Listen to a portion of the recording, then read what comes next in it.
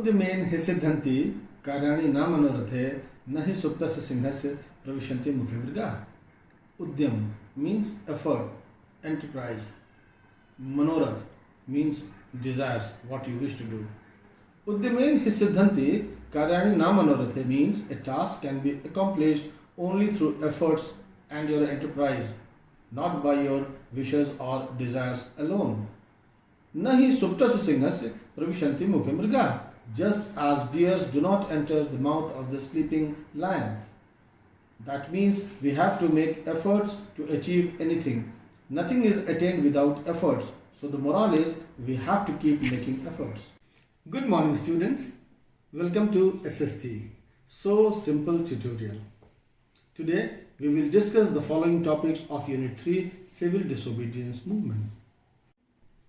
Withdrawal of Non-Cooperation Movement, Swaraj Party, Simon Commission, Lahore Session of 1929, the Salt March and the Gandhi-Irvine Pact. The non-cooperation movement began in January 1921. It had spread deep among the masses. People in towns, peasants, tribals, plantation workers all responded to the call of non-cooperation movement. On 5th February 1922, a procession of peasants at Chauri Chaura, a village in Gorakhpur district of Uttar Pradesh, was fired upon by the police. The angry crowd attacked the police station, causing the death of 22 policemen. Other incidents of violence by crowds had occurred earlier in different parts of the country. Mahatma Gandhi was afraid that the movement was turning violent. He felt that the Satyagrahis had not yet properly understood nor learned the practice of non-violence, so they needed to be properly trained before they would be ready for mass struggle. He therefore decided to suspend the non-cooperation movement in February 1922. Many leaders were arrested. Gandhiji himself was arrested in March 1922. He was charged with sedition and was sentenced to 6 years imprisonment. So the non-cooperation movement ended in a failure. So let us come to the next topic, Swaraj Party. Many developments in Indian politics occurred during 1922 to 1928. The withdrawal of non-cooperation movement demoralized the nationalists. Serious differences arose among the leaders of Congress. One school of thought, headed by C.R. Das and Motilal Nehru, advocated a new line of political activity under the changed conditions. They said that nationalists should end the boycott of legislative councils and participate in the elections to the provincial councils. That had been said under the Government of India Act 1919. They felt that it was important to oppose British policies from within the council and argue for reforms. Leaders like Patel and Rajendra Prasad opposed the idea. So, C.R. Das and Motilal Nehru formed the Swaraj Party in December 1922. The new party was to function as a group within the Congress. It accepted the Congress program except in one respect, it was to take part in the council elections. The failures of non-cooperation movement also led to the revival of revolutionary movement. Here you will find the heroic deeds of Chandrasekhar Azad, Bismil, Ashfaqullah Khan, Batukeshwar Dutt, Bhagat Singh, Sukhdev, Rajguru, etc. But this is beyond the scope of your syllabus. We shall discuss them in future in some other lecture. Now let us come to next subtopic on Simon Commission. In December 1927, the British government appointed the Indian Statutory Commission, popularly named after the name of its chairman, Simon Commission. The commission was to look into the functioning of the constitutional system in India and suggest changes. The problem was that the commission didn't have a single Indian member. They were all British. What angered people the most was the basic notion behind that the foreigners would discuss and decide upon the Indian fitness for self-government. In other words, the British action was seen as a violation of the principle of self-determination and a deliberate insult to the self-respect of the Indians. So, when the Simon Commission arrived in India in 1928, it was greeted with the slogan, "Go back Simon." All parties, including the Congress and Muslim League, participated in the demonstrations. In an effort to win them over, the Viceroy, Lord Irwin, announced in October 1929 a vague offer of dominion status for India in an unspecified future and a roundtable conference to discuss the future constitution. This did not satisfy the Congress leaders. In the end of December 1929, the Congress held its annual session in the city of Lahore. The meeting was significant for two reasons. One, the election of Jawaharlal Nehru, signifying the passing of the baton of leadership to the younger generation. Two, the proclamation of commitment to Purn Swaraj or complete independence. It was declared that 26 January 1930 would be celebrated as Independence Day, where people were to pledge to struggle for complete independence. The Congress session also announced the launching of civil disobedience movement, but it didn't draw up a program of struggle that was left to Mahatma Gandhi, with Congress organizations placed at his disposal. Soon after the observance of the Independence Day, Mahatma Gandhi announced that he would lead a march to break one of the most widely disliked laws in British India, which gave the state a monopoly in the manufacture and sale of salt.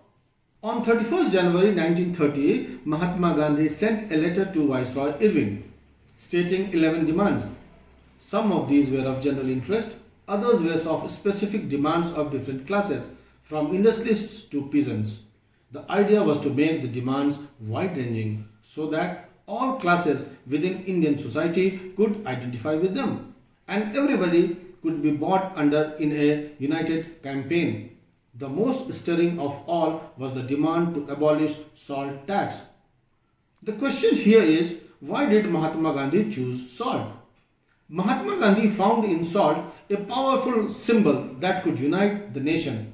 Salt was something consumed by the rich as well as the poor alike, and it was one of the most essential items of food. The tax on salt and the government monopoly over its production, according to Mahatma Gandhi, revealed the most oppressive phase of the British rule. Hence, his choosing of salt is a brilliant illustration of Gandhiji's tactical wisdom. Gandhiji gave Irwin the date 11th March as the deadline. If the demands were not fulfilled by this day, the Congress would launch a civil disobedience movement. Irwin was adamant and unwilling to negotiate. So Mahatma Gandhi started his famous Salt March, accompanied by 78 of his trusted followers. The march was over 240 miles, from Gandhiji's ashram at Sabarmati to the Gujarati coastal town of Dandi. The volunteers walked for 24 days, about 10 miles a day. Thousands came to hear Mahatma Gandhi. Wherever he stopped, and he told them what he meant by Swaraj and urged them to peacefully defy the British. On 6th April, he reached Dandi and ceremoniously violated the law by manufacturing salt by boiling sea water. This marked the beginning of civil disobedience movement. People were now asked not only to refuse the cooperation with the British as they had done in 1921-22, but also to break colonial laws. Thousands in different parts of the country broke the salt law, manufactured salt, and demonstrated in front of government salt factories. As the movement spread, foreign clothes were boycotted and liquor shops were picketed. Peasants refused to pay revenue and chowkidari taxes. Village officials resigned, and in many places, forest people violated forest laws, going into reserved forests to collect wood and graze cattle. The government's reply to the national struggle was the same as before, an effort to crush it through ruthless repression, lathi charges and firings on unarmed crowds of men and women. Worried by the developments, the colonial government began arresting the Congress leaders one by one.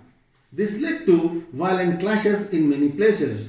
When Khan Abdul Ghaffar Khan, a devout disciple of Mahatma Gandhi, was arrested in April 1930, angry crowds demonstrated the streets of Peshawar, facing armored cars and police firings. Many were killed.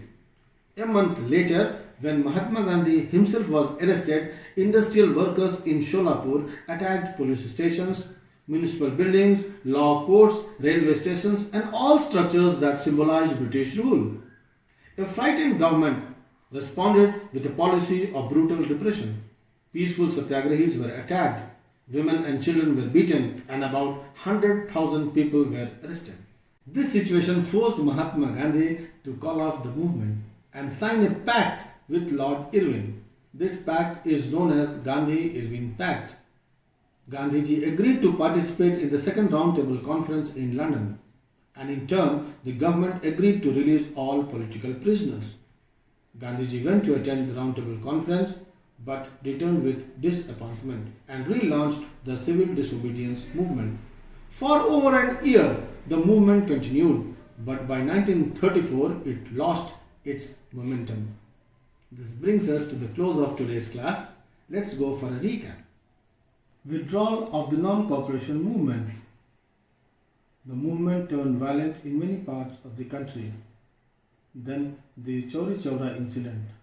Further, Gandhiji felt that the satyagrahis need to be trained properly before they would be ready for mass struggles.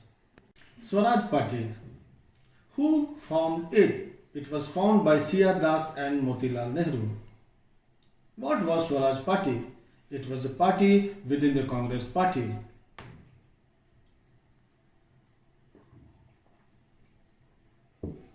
Why was it formed? Because they wanted to participate in elections to provincial councils. They wanted to oppose British policies within the councils, argue for reforms, and also demonstrate that these councils were not truly democratic. Simon Commission. Who was the chairman? Sir John Simon. Why was it formed? To look into the functioning of the constitutional system in India and suggest changes. Why was it opposed? Because the commission didn't have a single Indian member. Foreigners were to discuss and decide upon the India's fitness for self-governance. Lahore Session of 1929. Why was it significant? 1. Because it was the passing of the baton of leadership to the younger generation. Jawaharlal Nehru became the president. 2. It formalized the demand of Purna Swaraj. 3. It declared 26 January to be the Independence Day. The Salt March. What was Salt March? It was a march of over 240 miles from Mahatma Gandhi's ashram in Sabarmati to the coastal town of Dandi to produce salt. Who participated? Mahatma Gandhi started the march with 78 of his followers. They walked for 24 days, about 10 miles a day. You can see the route on the screen. On 6th April, they reached Dandi and ceremoniously violated the law, manufacturing salt by boiling water. What is the significance of the march? It marked the beginning of the civil disobedience movement. Gandhi-Irwin Pact. It was signed on 5th March 1931. Gandhiji agreed to participate in the second roundtable conference in London. In turn, the government agreed to release all political prisoners. Students, now you should be able to answer these questions. Question number 1. Why did Gandhiji decide to withdraw the non-cooperation movement in February 1922? Explain any 3 reasons. This is again a board question. Gandhiji decided to withdraw the non-cooperation movement because of the following reasons. 1. The movement was turning violent in many places. Incidents of Chauri Chaura in February 1922. Gandhiji also felt that the satyagrahis need to be properly trained before they would be ready for mass struggles. Question number 2. Who formed the Swaraj Party and why? C.R. Das and Motilal Nehru formed the Swaraj Party in 1922. There were some leaders within the Congress who argued or advocated the idea of fighting the British from within the legislative councils. They wanted to pressurize the government for various reforms through councils. They also wanted to demonstrate that these councils were not purely democratic. Keeping in mind these objectives, C.R. Das and Motilal Nehru formed Swaraj Party. Question number 3. Why was Simon Commission set up?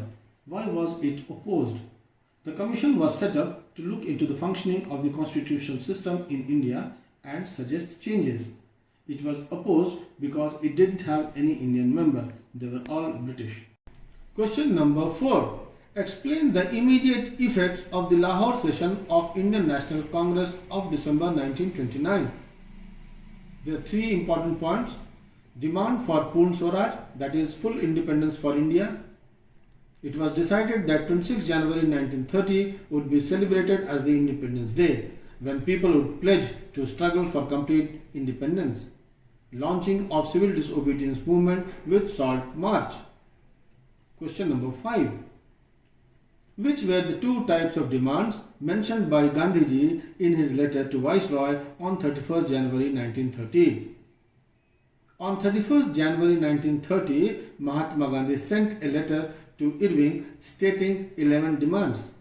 Some of these were of general interest and others were specific demands of different classes, from industrialists to peasants. The idea was to make these demands wide-ranging so that all classes within Indian society could identify with them and everybody could be brought together in a unified campaign. Next question. Analyze the circumstances which led Gandhiji to choose abolition of salt tax as the most important demand and a civil disobedience movement. Mahatma Gandhi found in salt a powerful symbol that could unite the nation. On 31st January 1930, he had sent a letter to Viceroy Irwin stating 11 demands. The most stirring of all was the demand to abolish the salt law. Salt was the most essential item of food and was consumed by the rich and the poor alike. Mahatma Gandhi declared that the tax on salt and the government monopoly of its production revealed the most oppressive face of British rule. The demands were not fulfilled, so Mahatma Gandhi on 11th March started his famous Salt March with 78 volunteers from his ashram in Sabarmati. Next question. How was the civil disobedience movement different from non-cooperation movement? Now this is a very tricky question. You have to make some arrangements with yourself. As far as objective is concerned, in non-cooperation movement, here people were asked to refuse cooperation with the British. But in civil disobedience movement, in addition to refuse cooperation, people were asked to break colonial law. Then to add more points, you can write it was launched between 1920 and 1922, that means non-cooperation movement. Civil disobedience movement was launched between 1929 and 1934. You can add some more points that Swaraj was the aim of non-cooperation movement. You can write Purn Swaraj was the aim of civil disobedience movement. Understood? Next question. Explain important features of civil disobedience movement. The countrymen broke the salt law. They made salt and demonstrated in front of government salt factories. Foreign clothes were boycotted and liquor shops picketed. Peasants refused to pay the salt revenue. Village officials resigned from their jobs. Forest people violated forest laws. Why did Mahatma Gandhi decide to call off the civil disobedience movement? Again, you can see it is a 5 marks board question. It has come in 2016. Colonial government responded with the policy of brutal repression. They arrested many leaders. Khan Abdul Ghaffar Khan was arrested in April 1930. Angry crowds demonstrated the streets of Peshawar, forcing armored cars and police firings. A month later, Mahatma Gandhi was also arrested. Peaceful satyagrahis were attacked, women and children were beaten. About 100,000 people were arrested. Question number 10. State the features of Gandhi-Irwin Pact. By the Gandhi-Irwin Pact, Gandhiji agreed to participate in the second roundtable conference in London, and the government agreed to release the political prisoners. Which different social groups participated in the movements? Why did they join the movement? What did Swaraj mean to them? We shall discuss these in the next class. Thank you.